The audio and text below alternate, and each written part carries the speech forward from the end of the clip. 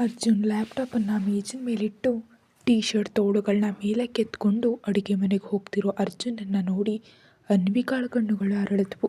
ಅಯ್ಯಯ್ಯೋ, ನೀವೆಲ್ಲಿಗೆ ಹೋಗ್ತಿದ್ದೀರಿ? ಅಡುಗೆ ನಾನೇ ಮಾಡ್ತೀನಿ, ನೀವು ಹೋಗಿ ಅಂದ ಅವಳ ಗಾಬರಿಯಿಂದ. ನನಗೆ ಅಡುಗೆ ಮಾಡೋದಕ್ಕೆ ಬರುತ್ತೆ, ಭಯ ಇಲ್ಲದೆ ತಿನ್ಬೋದು ಅಂತಿರೋ ಅರ್ಜುನ್ ಮಾತು ಕೇಳಿ ಮಗುವಿಗೆ ಮತ್ತೆ ಆಶ್ಚರ್ಯ. ಖುಷಿಗೇನು ಅರ್ಥ ಆಯಿತು ಏನೋ. ಯಾವಾಗಲೂ ಅನ್ವಿಕಾ ಅಡುಗೆ ಮಾಡೋದನ್ನು ನೋಡಿ ಈಗ ಅರ್ಜುನ ಆ ಜಾಗದಲ್ಲಿ ಹೊಸದಾಗಿ ಕಾಣಿಸಿದ ತಕ್ಷಣ ಅವಳಲ್ಲೆಲ್ಲದ ಸಂಭ್ರಮ. ಮುಖ್ಯವಾಗಿ ಆಟ ಆಡಲು ತನಗಿಬ್ಬರು ಇದ್ದಾರೆ ಅನ್ನೋ ಉತ್ಸಾಹ. ಮಗುವನ್ನು ಕರ್ಕೊಂಡು ಹೋಗು, ಬೆವರು ಬರುತ್ತೆ ಅಂತ ಅನ್ವಿಕಾ ನಿಲ್ಲಿಸಿದ ಅಡುಗೆಯನ್ನು ಚಕಚಕನೆ ಮುಗಿಸ್ತಿದ್ರೆ ಮಗುವಿಗಾಗಿ ಹಬೆಯಲ್ಲಿ ಬೇಯಿಸಿದ ಸೇಬಿನ ಜೊತೆ ಬೇಯಿಸಿದ ಮೊಟ್ಟೆಗಳನ್ನ ಕೂಡ ಕತ್ತರಿಸಿ ಹಗುರವಾಗಿ ಮೆಣಸಿನ ಪುಡಿ ಉದುರಿಸಿ ತಿನ್ನಿಸೋದು ಕೊಟ್ಟ. ಹಸಿವಾಗಿದೆ ಅಂತ ಖುಷಿ ಕಣ್ಣುಗಳಿಂದಲೇ ಹೇಳ್ತಿದ್ರೆ ಒಂದು ಕಡೆ ಮಗುವಿಗೆ ತಿನ್ನಿಸ್ತಾ ಅಡುಗೆ ಮನೆಯಲ್ಲಿದ್ದ ಅರ್ಜುನನ್ನು ನೋಡಿದ್ಲು. ಭರ್ಜರಿಯಾದ ಮೈಕಟ್ಟಿನಿಂದ ಗಂಭೀರವಾಗಿದ್ದರೂ ನೋಡಿದ ತಕ್ಷಣ ಸೆಳೆಯೋ ಸುಂದರ ರೂಪ ಅವನದು. ಮೊಣಕೈವರೆಗೆ ಮಡಿಸಿದ ಅಂಗಿ ಒಳಗಿನಿಂದ ಬಿಳಿಯ ಕೈ ಮೇಲೆ ಹಸಿರಾಗಿ ಮಿನುಗ್ತಿರೋ ನರಗಳು ಅವನಿಗೆ ಹೆಚ್ಚಿನ ಆಕರ್ಷಣೆ. ಬೆಳಂಬೆಳಗ್ಗೆ ಗಂಟೆಗಟ್ಟಲೆ ಮನೆ ವ್ಯಾಯಾಮ ಶಾಲೆಯಲ್ಲಿ ಬೆವರು ಹರಿಸ್ತಾನೆ ಅಂದಮೇಲೆ ಆ ಮಟ್ಟಿಗೆ ಸ್ನಾಯುಗಳು ಇರಬೇಕಲ್ವಾ. ಮೈಥಿಲಿ ಒಳ್ಳೆಯವಳಲ್ದಿದ್ದಾಗ ಇನ್ನೊಬ್ಬ ಒಳ್ಳೆ ಹುಡುಗಿಯನ್ನು ನೋಡಿ ಮದುವೆ ಆದರೆ ಖುಷಿಯ ಬಗೆಗಿನ ಚಿಂತೆ ಇರೋದಿಲ್ವಲ್ವೇ? ಇಲ್ಲದಿದ್ದರೆ ಬರೋ ಹುಡುಗಿ ಮಗುವನ್ನು ಸರಿಯಾಗಿ ನೋಡ್ಕೊಳ್ತಾಳೆಯೋ ಇಲ್ವೋ ಎಂಬ ಸಂದೇಹವೇ. ಒಂದು ಬಾರಿ ತಾತನವರು ಬಂದರೆ ಈ ವಿಷಯ ಕೇಳಿದ್ರೆ, ಈ ಮಾನ್ಸ್ಟರಿಗೆ ನನ್ನ ಕೈಯಾರೆ ಮದುವೆ ಮಾಡಿಸಿದ್ರೆ, ಆಹಾ ಆ ಊಹೆ ಎಷ್ಟು ಚೆನ್ನಾಗಿದೆ. ಅನ್ವಿಕಾ ಸೈ ಅನ್ಸ್ಕೊಂಡೆ ಮಗಳೇ, ಎಂಥ ಬುದ್ಧಿವಂತಿಕೆನೆಂದು ಅಂತ ತನ್ನ ಭುಜವನ್ನು ತಾನೇ ತಟ್ಕೊಂಡು ದೊಡ್ಡದಾಗಿ ಸಂಭ್ರಮಿಸ್ತಾಳೆ. ಆ ಪ್ರಯತ್ನವಾಗತ್ತ ತಿರುಗಿದ ಅರ್ಜುನ್ ಕನಸಿನ ಲೋಕದಲ್ಲಿ ತೇಲ್ತಿರೋ ಅನ್ವಿಕಾಳನ್ನು ವಿಚಿತ್ರವಾಗಿ ನೋಡಿ ಈ ಹುಡುಗಿ ಏನು ಯೋಚಿಸ್ತಿದ್ದಾಳೆ ಅಂದ್ಕೊಂಡು ಅಲ್ಲಿಂದಲೇ ಒಂದು ಚಿಟಿಕಿ ಹೊಡೆದ. ಆ ಶಬ್ದ ಕನಸಿನಿಂದ ಬೆಚ್ಚಿ ಬಿದ್ದು ನೋಡಿದ್ಲು. ಏನು ಮಾಡ್ತಿದ್ಯಾ? ಮಗುವಿಗೆ ತಿನ್ನಿಸ್ತಿದ್ದೀನಿ ಅನ್ನುತ್ತಾ ನೋಡಿದ ಅವಳಿಗೆ ಖುಷಿ ಪಾಪ ಕಾಣಿಸ್ತಿದ್ದಾಗ ಮಗು ಆಗಲೇ ಅರ್ಜುನ್ ಪಕ್ಕ ಸೇರಿದಾಳೆ.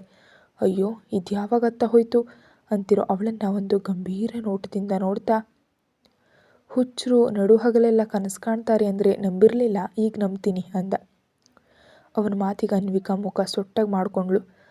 ಆ ಕನಸುಗಳು ನಿಮ್ಮ ಬಗ್ಗೆ ಸ್ವಾಮಿ ಅಂತ ಅಂದ್ಕೊಂಡು ಖುಷಿಯನ್ನು ಕರ್ಕೊಂಡು ಬರ್ತಿರುವಾಗ ಹಲೋ ಮೇಡಮ್ ಅನ್ನುತ್ತಾ ವೈದ್ಯರು ಬಂದರು. ಹಲೋ ಸರ್, ಶುಭೋದಯ ಅಂದ್ಲು ಕಿರುನಗುವಿನೊಂದಿಗೆ.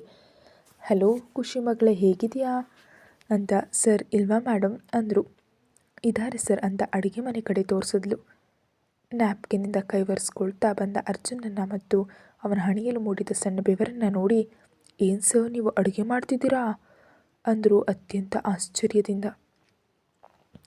ಏನು ಗಂಡಸರು ಮಾಡಬಾರ್ದು ಅಂತ ನಿಯಮ ಏನಾದರೂ ಇದೆಯಾ? ಅಯ್ಯೋ ಹಾಗಲ್ಲ ಸರ್, ನೀವು ದೊಡ್ಡ ಉದ್ಯಮಿ ಅಲ್ವಾ, ಸಭೆಗಳು ಯೋಜನೆಗಳು ಎನ್ನುತ್ತಾ ಸುತ್ತೋ ನೀವು ಅಡುಗೆ ಮನೆಯಲ್ಲಿದ್ದರೆ ಸ್ವಲ್ಪ ಆಶ್ಚರ್ಯ ಆಯ್ತಷ್ಟೇ ಅಂದರು. ಎಷ್ಟೇ ದೊಡ್ಡ ಉದ್ಯಮಿಯಾದರೂ ಹಸಿವಾದರೆ ಅನ್ನವನ್ನೇ ತಿಂತಾನೆ ಹೊರತು ಹಣನಲ್ಲ. ಮಗುವನ್ನು ಚೆಕ್ ಮಾಡಿ ಅಂದ. ಹಾಂ ಅಂತ ಖುಷಿಗಾಗಿ ವಿಶೇಷವಾಗಿರಿಸಿದ್ದ ವೈದ್ಯಕೀಯ ಕೋಣೆಯೊಳಗೆ ಹೋದರು ವೈದ್ಯರು. ಖುಷಿ ಬಾ ಮಗು ಅಂತ ಕೈ ಚಾಚಿದ ಅರ್ಜುನ್. ವೈದ್ಯರನ್ನು ನೋಡಿದ್ರೆ ಸ್ವಲ್ಪ ಭಯ ಪಡ್ತಾಳು ಖುಷಿ. ಬರೋದಿಲ್ಲ ಅಂತ ಅನ್ವಿಕಾಳ ಕುರಳಿಗೆ ಮುಖ ಊತು ಮರೆ ಮಾಡಿಕೊಂಡ್ಳು. ನಾನು ಕರ್ಕೊಬರ್ತೀನಿ ಸರ್, ನೀವು ನಡೀರಿ ಅಂದ್ಲು. ಹಿಂದಿನ ಬಾರಿ ಖುಷಿಯ ವರದಿಗಳನ್ನ ಹಿಡಿದು ಹೋದ ಅರ್ಜುನ್ನ ಹಿಂದೆ ಹೋದ್ಲು ಅನ್ವಿಕಾ. ಸುಮಾರು 1 ಗಂಟೆ ನಂತರ ಮಗುವಿನ ಆರೋಗ್ಯ ಸುಧಾರಿಸ್ತಿದೆ ಸರ್. ಡೌನ್ ಸಿಂಡ್ರೋಮ್ಗೆ ಒಳಗಾದ ಮಕ್ಕಳು 100% ಸಾಧಾರಣ ಮನುಷ್ಯನಂತೆ ಓಡಾಡಲು ಸಾಧ್ಯವಾಗ್ತಿದ್ರು ಅಥವಾ ಯೋಚಿಸಲು ಸಾಧ್ಯವಾಗ್ತಿದ್ರು. 50% ನಮ್ಮ ಮಾತುಗಳು, ಕೃತ್ಯಗಳು, ಅಭ್ಯಾಸಗಳು, ಪ್ರೀತಿ ಮತ್ತು ಮಮತೆ ಅವರಿಗೆ ತಿಳಿಯುತ್ತೆ. ಹಿಂದಿನ ತಪಾಸಣೆಯವರೆಗೆ ಖುಷಿಯಲ್ಲಿ ದೈಹಿಕ ಆರೋಗ್ಯವಷ್ಟೇ ಅಲ್ಲ, ಮಾನಸಿಕ ಆರೋಗ್ಯ ಕೂಡ ಬಹಳ ಕೆಟ್ಟದಾಗಿತ್ತು. ಆದರೆ ಈಗ ಮಗುವಿನ ಮೆದುಳಿನಲ್ಲಿ ಚಲನೆ ಆರಂಭವಾಗಿದೆ. ಚಟುವಟಿಕೆ, ಸ್ವಲ್ಪ ಮಟ್ಟಿನ ಯೋಚಿಸೋ ಗುಣ ಸ್ವಲ್ಪವಾಗಿ ಬರ್ತಿದೆ ಅಂತ ಹೇಳಬೇಕು. ಇದೇ ರೀತಿ ಕಾಳಜಿ ವಹಿಸಿದರೆ ಮಗುವಿಗೆ ಒಂದು ವಯಸ್ಸು ಬಂದ ಮೇಲೆ ಎಲ್ಲವನ್ನ ಗುರುತಿಸಬಲ್ಲಳು.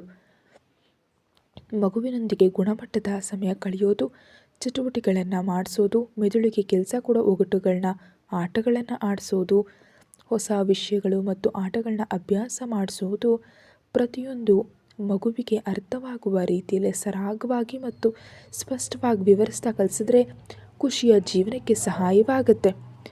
ಆದರೆ ಇದೇ ಮಮತೆ ಮತ್ತು ಪ್ರೀತಿ ಸತತವಾಗಿರಬೇಕು, ಒಂದು ದಿನವಲ್ಲ ವರ್ಷಗಟ್ಟಲೆ. ನಾನೇನು ಹೇಳಿದೆ ಅಂತ ನಿಮ್ಗೆ ಅರ್ಥ ಆಗಿದೆ ಅಂದ್ಕೊಳ್ತೀನಿ ಸರ್ ಅಂದರು ವೈದ್ಯರು. ಅರ್ಥ ಆಯಿತು ಡಾಕ್ಟರ್, ಅಂದ್ಲು ಅನ್ವಿಕಾ ಆನಂದದಿಂದ.